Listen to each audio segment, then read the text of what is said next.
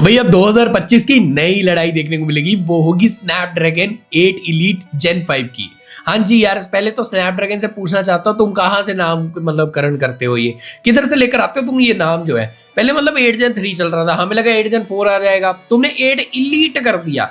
अब 8 एलीट के बाद 8 एलीट Gen 5, 8 एलीट 2 नाम दे रख सकते थे, 8 Gen 4 स्किप करना था बस तुम्हें, क्योंकि वो 4 से कुछ दिक्कत थी तुम्हें, है ना। तो फिर 8 Gen 4 में भी नहीं लाते 4। बट चलो, कंपटीशन और लड़ाई इस दो चीजों की होने वाली है कि ये प्रोसेसर सबसे पहले कौन सा ब्रांड लाएगा, और एक लड़ाई होने वाली है कि सबसे ज्यादा एंटुडू स्कोर इस प्रोसेसर के साथ कौन खींचेगा। अब मैं दोनों के जवाब दे सकता हूं। देखो, पहला जो क्वेश्चन है उसका जवाब ये है कि या तो Realme या OnePlus ले आएगा, OnePlus 15 में, या Realme का GT 8 सीरीज आएगी। और जो दूसरा है ना क्वेश्चन, उसका आंसर आज की वीडियो जिसके ऊपर है वो वही है।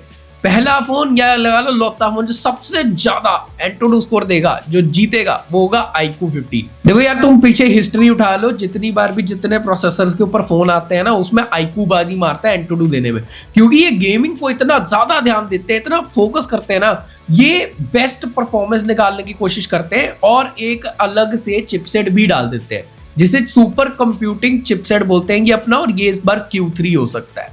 तो Snapdragon 8 elite Gen 5 plus Q3 chipset मिला के आपको 4 मिलियन का स्कोर तो स्टैंडर्ड ही होगा, बट ये सबसे ज्यादा हाईएस्ट दे देंगे, तो ये बनेगा the best gaming smartphone of 2025। तो देखो, इस फोन में और क्या होने वाला है उस पर चर्चा करेंगे, बट उससे पहले एक लाइक दे दो ताकि वीडियो पुश हो, बाकी जनता भी देख सके। एंड हाँ, अगर ऐसा कंटेंट और देखना चाहते हो तो सब्सक्राइब कर लो, रिव्यूज भी लेकर आता रहता हूं, आपका फायदा ही होगा। देखो, साथ ही में इसमें जो डिस्प्ले होगी ना, वो बहुत कमाल होने वाली है, गेमिंग में मजा आने वाला है। 144 हर्ट्ज की डिस्प्ले होगी, एकदम बटरी स्मूथ चलेगी।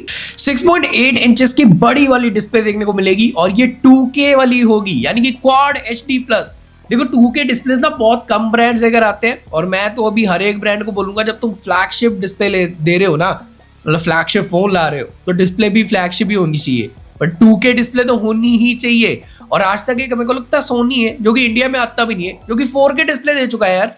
कोई और ब्रांड इंडिया में या बाहर कहीं 4K डिस्प्ले को कर ही नहीं रहा है, मतलब कमर्शियलाइज। देखो, 1.5 लाख के फोन आने लग गए आईफोन के, सैमसंग के फोल्ड, इस पे तो 4K दे दो।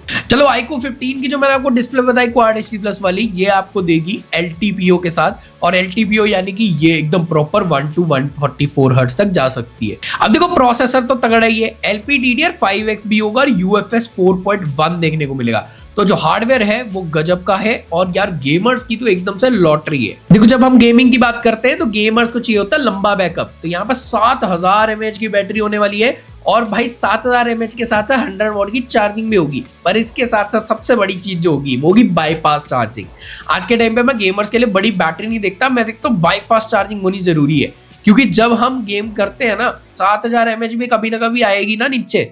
बाईपास चार्जिंग से वो चार्जर से सीधा करंट मिल जाता है, तो हमें चार्जिंग की टेंशन नहीं रहती, बैटरी की टेंशन नहीं रहती, और फोन हमारा ओवरहीट नहीं होता बाईपास चार्जिंग में। तो वो एक बहुत बढ़िया बात है, सेफ टेक्नोलॉजी है, हम चार्ज पे लगा के एकदम से बढ़िया विदाउट लैग गेम खेल सकते हैं। देखो, कैमरास पिछली बार थोड़ा सा डिसअपॉइंटमेंट था कि iQOO 13 जो है वो 12 से थोड़ा सा डाउनग्रेड कर दिया गया था, पर iQOO 15 से फिर से एक्सपेक्टेशंस बढ़ा ली मैंने कि शायद इस बार थोड़ा बेटर काम कर देंगे। अब आपको यहाँ पे 50 मेगापिक्सल के ही कैमरास मिलने वाले हैं, और ये 50 मेगापिक्सल मेन होगा, टेलीफोटो होगा, पेरिस्कोपिक बोल सकते हैं, अल्ट्रा वाइड होगा, और एक सेल्फी कैमरा होगा। मजा आ जाएगा। और इन्होंने 14 सीरीज छोड़ दी, iQOO 14 नहीं आ रहा, डायरेक्टली हमारे पास iQOO 15 आ रहा है। और एक बड़ी खुशखबरी है, अल्ट्रासोनिक फिंगरप्रिंट स्कैनर सुनने को मिल रहा है इस फोन में होगा, यानी कि द बेस्ट टेक्नोलॉजी जो हमारी फिंगरप्रिंट स्कैनर की है, जो सिर्फ महंगे फोन में आती है, वो iQOO देने वाला है। यानी कि अंगूठा लगाने के लिए स्पेस भी ज्यादा, और अगर हाथ गीला भी हो तो भी चलेगा। और मेरे को इससे एक और चीज याद आई कि IP68 69 भी होने वाला है, तो फोन ड्यूरेबल भी है, और पानी से इसको डर नहीं लगने वाला।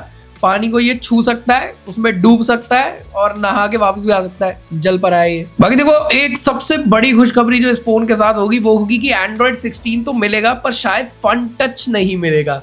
सुनने को मिल रहा है कि Origin OS 6 के साथ ये आ सकता है। iQOO का पहला फोन होगा जो कि Origin OS 6 के साथ आएगा। यस, अटक गया थोड़ा मैं, अटकना बनता भी है।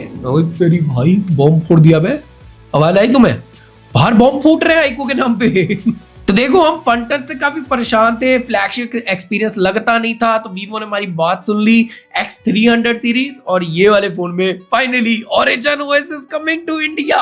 यस, मजा आ जाएगा भाई, सॉफ्टवेयर एक्सपीरियंस एकदम से स्काई रॉकेट कर देगा। बट एक लौती चीज जो डिसअपॉइंट करती है कि iQOO 12, iQOO 13, iQOO 15 सभी एक जैसे दिखते, सेम डिजाइन होने वाला है। भाई अब तो आईफोन ने भी अपने रंग बदल दिए, हाँ थोड़े से बदले हैं, बदले तो हैं। अगर आईफोन ने इतना बदला है तुम्हें तो पूरा बदल देना चाहिए था। नहीं भाई वैसा ही दिखेगा iQOO का ये फोन भी। अरे देखो भैया ये फोन नवंबर में आ रहा है और नवंबर में मजा आ जाएगा क्योंकि इसका प्राइस कुछ 60,000 के आसपास होगा। तो देखो अगर आप एक बेस्ट गेमिंग स्मार्टफोन के बारे में बात करते हो तो हमें किसी टाइम पे रेजर, ब्लैक शार्क, एसूस है ना, रोग फोन, ये सब याद आते थे।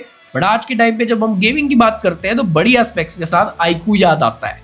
तो ये फोन डेफिनेटली एक बढ़िया गेमिंग फोन होगा। आपका क्या कहना है मेरे को कमेंट्स में बताना। क्या आप इसका वेट कर रहे हो? क्या आप एक्साइटेड हो या फिर आपने आईफोन 17 ले लिया? मेरे को तो पूरी सीरीज बेकार लगी, तुम्हें कैसी लगी?